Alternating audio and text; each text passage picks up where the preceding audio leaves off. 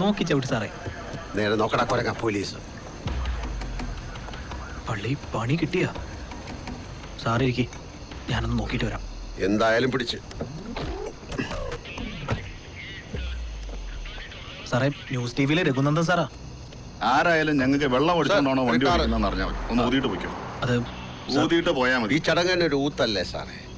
മദ്യപിച്ചിട്ടുണ്ട്, അല്ലെങ്കിൽ മദ്യപിച്ചാണ് ഇത്ര സമയം വണ്ടി ഓടിച്ചത്. അടുത്ത കാര്യപരിപാടി എന്താണെന്ന് പറയൂ. ഗവൺമെന്റ് ഹോസ്പിറ്റലിൽ പോകണം, ബ്ലഡ് ചെക്ക് ചെയ്യണം. ആവാം. ബ്ലഡ് ചെക്ക് ചെയ്യുമ്പോൾ കൊളസ്ട്രോളും കൂടെ നോക്കണേ. നമുക്ക് അതും കൂടെ ഒന്ന് അറിയാൻ പറ്റുമല്ലോ. അല്ല സാർ, ഞാൻ അലക്സി സാറിനൊന്ന് അദ്ദേഹത്തിന് അറിയാതെ പോലീസ് ഓഫീസ്. വേണ്ട, ഇയാള് വീട് പിടിക്കാൻ നോക്ക്. ഇയാൾക്ക് പോവാല്ലോ. അയാൾക്ക് പോവാം, നിങ്ങൾ വന്നാൽ മതി. വെള്ളം അടിച്ചോണ്ട് നടന്നു പോവാല്ലോ. ഇയാള് പോ, ഇയാള് പോ. എന്റെ കാറ് ഞങ്ങൾ കൊണ്ടുവന്നോളാം.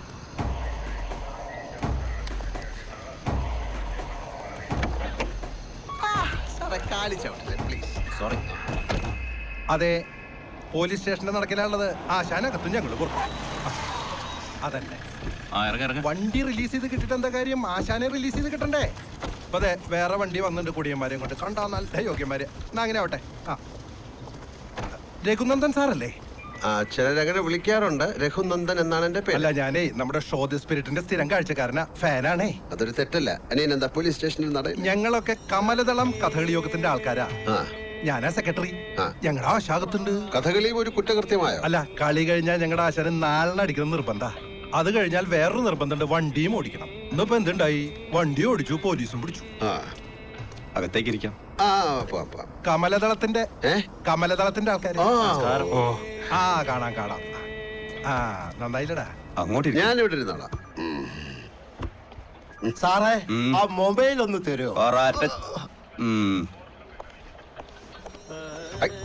ഞാൻ ഇവിടെ ഇരുന്നത് മുഷിഞ്ഞോ ആവോ? ആകെ മുഷിഞ്ഞ് നാറിയിരിക്കുക.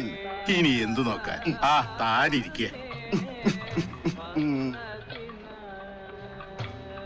പച്ചയായിരുന്നു. പച്ചയായിരുന്നോ മാഷേ? പച്ചയായിരുന്നാൽ പോലീസ് പിടിക്കില്ലല്ലോ. കഴിച്ചിരുന്നു. വേഷേ? വേഷം പച്ചയായിരുന്നു. വേഷം പച്ചയായിരുന്നു. അതാണ്. രഘു സാർ അകത്തേക്ക് വിളിക്കുന്നു. പോയിട്ട് വരൂ, പരിഭ്രമിക്കാനൊന്നുമില്ല. പോയിട്ട് വരട്ടെ. ഒന്നും മിണ്ടാതിരിക്കണോ? അപകടം നടക്കുന്നതിന് മുമ്പ് അത് തടയാൻ കഴിയണം. ഒരു ഇഫക്റ്റീവ് പ്രിവെൻഷൻ സിസ്റ്റം ഉണ്ടാക്കാനാണ് പോലീസുകാർ ശ്രമിക്കേണ്ടത്. ഉപദേശങ്ങൾ, അതും ഇതുപോലൊരു മീഡിയ സെലബിന്റെ മുഖത്തുനിന്നാവുമ്പോ കേൾക്കണം, സ്വീകരിക്കണം. അപകടം മുൻകൂട്ടി ഞാൻ മനസ്സിൽ കണ്ടു. മദ്യപിച്ച് വാഹനം ഓടിക്കുന്ന ആളെ നിർത്തുക. അയാളുടെ കൈപ്പിഴ കൊണ്ട് ഒരു ജീവൻ നഷ്ടപ്പെടാൻ പാടില്ല. സ്വന്തം ജീവൻ നഷ്ടപ്പെടുത്താൻ അയാളെ അനുവദിച്ചും കൂടാ. അതാ സാറിനെ ഇതിനകത്തേക്ക് കൊണ്ടുവന്നത്. എന്താ രഘുനന്ദൻ, ഇങ്ങനെയൊക്കെയല്ലേ പോലീസ് ജോലി ചെയ്യേണ്ടത്? ഇനി വേണേ പോയിക്കോളൂ. അലക്സി വിളിച്ചിരുന്നു. അയാളും മീരയും രണ്ടുപേരും എന്റെ ബെസ്റ്റ് ഫ്രണ്ട്സാ. നമ്മളിതുവരെ കാസറോസിൽ വെച്ച് കണ്ടുമുട്ടിയിട്ടില്ലാന്നേ ഉള്ളൂ. പോയിക്കോളൂ. Thank you. ഞാൻ പോകുന്നില്ല. ഞാൻ കെട്ടിറങ്ങിയിട്ട് നാളെ പോയിക്കോളാം. ഒരു രാത്രി കിടന്നുറങ്ങാൻ കൊള്ളാവുന്ന ഒരു പോലീസ് സ്റ്റേഷൻ ഞാനും തിരഞ്ഞുകൊണ്ടിരിക്കുകയായിരുന്നു. ശുപാർശയുടെയും മഹാമനസ്കതയുടെയും പേരിൽ ഇന്നാൾ വരെ ഒരു ക്രൈമിൽ നിന്നും രഘുനന്ദൻ എന്ന ഈ ഞാൻ രക്ഷ ആഗ്രഹിച്ചിട്ടില്ല. ശുഭരാത്രി സുപ്രിയ. സുപ്രിയ രഘുവൻ.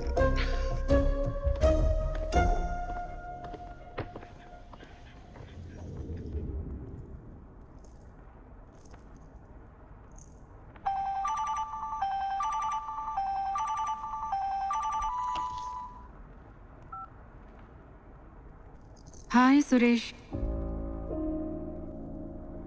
അറിയില്ല, കൊടുക്കാം. ഡോക്ടർ സുരേഷ, അലക്സിയുടെ നമ്പർ കിട്ടുന്നില്ലെന്ന്. Good morning. ഞാൻ വരാം. കുറച്ച് ദിവസമായല്ലോ ഡോക്ടർ സുരേഷുമായി എന്തോ ഒരു ചുറ്റിക്കളി. ഇടയ്ക്കിടയ്ക്ക് ഹോസ്പിറ്റലിൽ പോയി മീറ്റ് ചെയ്യുന്നു, ഫോൺ കോൾസ് വരുന്നു. ഒന്നുമില്ല. നോ, ഒന്നുമില്ലടോ. ഉണ്ട്. ശരി, നിന്നോട് നുണ പറയാൻ പറ്റില്ലല്ലോ. ഒരു ചെറിയ കാര്യം, ഇത്തവണ റൊട്ടീൻ ഹെൽത്ത് ചെക്കപ്പ് കഴിഞ്ഞപ്പോ ഒന്ന് ബയോപ്സി ചെയ്യാൻ ഡോക്ടർ സുരേഷ് പറഞ്ഞു. നിന്നെ അറിയിക്കാതെ ഞങ്ങൾ അതങ്ങ് ചെയ്തു. ഇന്ന് നിന്റെ റിപ്പോർട്ട് കിട്ടുന്ന ദിവസമാണ്. അതാ ഡോക്ടർ സുരേഷ് വിളിച്ചത്. ബയോപ്സി? ഇതാണോ അലക്സി ചെറിയ കാര്യം? പിന്നല്ലാതെ റിപ്പോർട്ട് പോസിറ്റീവ് ആണെങ്കിലല്ലേ അതൊരു വലിയ കാര്യമാവുള്ളൂ. എന്റെ മീര, ബയോപ്സി റിപ്പോർട്ട് എന്ന് പറഞ്ഞ ഉടനെ ക്യാൻസർ എന്ന് ആദ്യം ചിന്തിക്കല്ലേ. സെഞ്ചോട് പുണ്യാളം മേള് ചുമ്മാ ഇരിക്കുകയല്ല. അങ്ങവരുടെ ടേബിളിലല്ലേ ഈ റിപ്പോർട്ട് ആദ്യം വരിക. പ്രശ്നം വല്ലത് കണ്ട അത് കറക്റ്റ് ചെയ്തേ താഴേക്ക് വിടൂ. പേടിച്ച് ഞാൻ ചത്തുപോകും മനുഷ്യ. ചുമ്മാരി ഒന്ന് എഴുന്നേറ്റ് റെഡിയാവ്.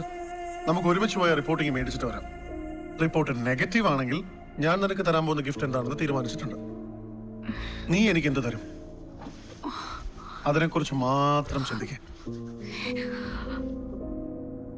അലക്സി,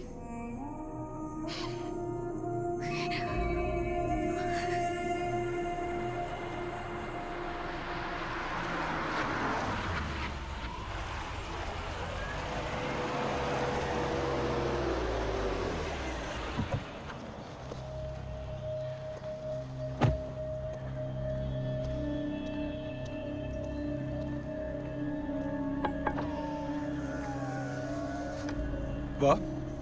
ഞാനില്ല, ഞാൻ അങ്ങോട്ടില്ല. ഓക്കെ.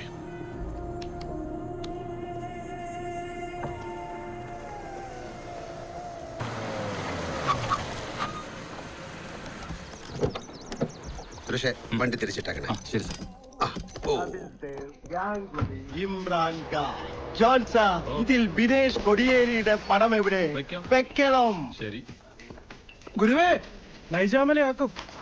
ഈ പടം വരയ്ക്ക് സ്വാമി ഇവിടെ ഇല്ലായിരുന്നല്ലോ ഈ നരകത്തിൽ. ഇയാളുടെ നരകപടങ്ങളുടെ എക്സിബിഷനാണ് നാളെ ദർബാർ ഹാളിൽ. Johnson, repeat. നേരം പോലെ അവിടെ നിന്ന് പ്രത്യക്ഷപ്പെടണം. ഹിന്ദുവിലെ മറ്റേ കയറി കയറി ഗുണം ചെയ്യും. പത്രത്തിൽ നിരൂപിച്ചുകൊണ്ടൊന്നും പടം വിറ്റു പോവില്ല സ്വാമി. അതിന് പിമ്പുകളെ കണ്ടെത്തി കമ്മീഷൻ കൊടുക്കണം. ജോൺ സാർ, ഓരോന്നും കൂടെ ഞങ്ങളങ്ങ് പോകും. അതും കൂടെ വിഴുങ്ങിയിട്ട്. ഇവിടെ പെഗിന് 200 രൂപ ചാർജ് ചെയ്യുന്ന ഈ എത്തനിക് ബാറിൽ വന്ന് അടിക്കാൻ എന്താ വരായിക?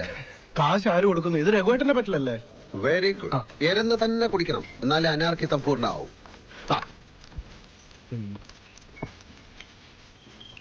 സമീറിന്റേതൊരു ഇടങ്ങേറ് പിടിച്ച പോക്ക. ഇന്നാളൊന്ന് ചോര ശറിച്ചിട്ട് ഹോസ്പിറ്റലിൽ കയറ്റിയതാ. നിർത്തണം കുറഞ്ഞത് ഒരു 6 മാസത്തേക്കുന്ന ഡോക്ടർമാര്. കേൾവി സാറ് പറഞ്ഞാല് ഞാൻ ഉപദേശിച്ച് നന്നായിട്ട് വേണ്ടേ കരക്കാരെ നന്നാക്കാൻ. അപ്പം മടുക്കപ്പഴ കുടിക്കട്ടെ, എന്നിട്ട് അവർ തോന്നുകയാണെങ്കിൽ നിർത്തട്ടെ. ഇങ്ങനെ പോയി അതിനൊന്നും ആള് കാണൂല. മദ്യവിരുദ്ധ പ്രസ്ഥാനത്തിന്റെ വലിയ നേതാവ് ലിവർ സിറോസിസ് വന്ന് മരിച്ച നാടാണിത്. രഘുനന്ദൻ. രഘു, ഞാനാ. Tell me. എവിടെയാ? കളി ഷാപ്പിൽ പറ. ഞാനിപ്പോ ഹോസ്പിറ്റലിൽ നിന്നാ. അലക്സിക്ക്. അയ്യോ, അവനെന്ത് പറ്റി? ലിവർ സിറോസിസ് അടിച്ചോ? ഇന്നെന്താ എല്ലാരും വെള്ളം അടിച്ച് ചാവുന്ന കാര്യമാണല്ലോ പറയുന്നത്. അവൻ അങ്ങനെ വലിയ അടിയൊന്നും ഇല്ലല്ലോ. ഞാൻ അങ്ങനൊന്നും പറഞ്ഞില്ല. എന്നാ നീ പറയേണ്ടത് പറ. അവനെന്താ എന്നെ ഡിവോഴ്സ് ചെയ്യാൻ വല്ല പരിപാടി ഉണ്ടെങ്കിൽ പറഞ്ഞാൽ മതി. Hello hello ജോൺസാ. ജോൺസൺ,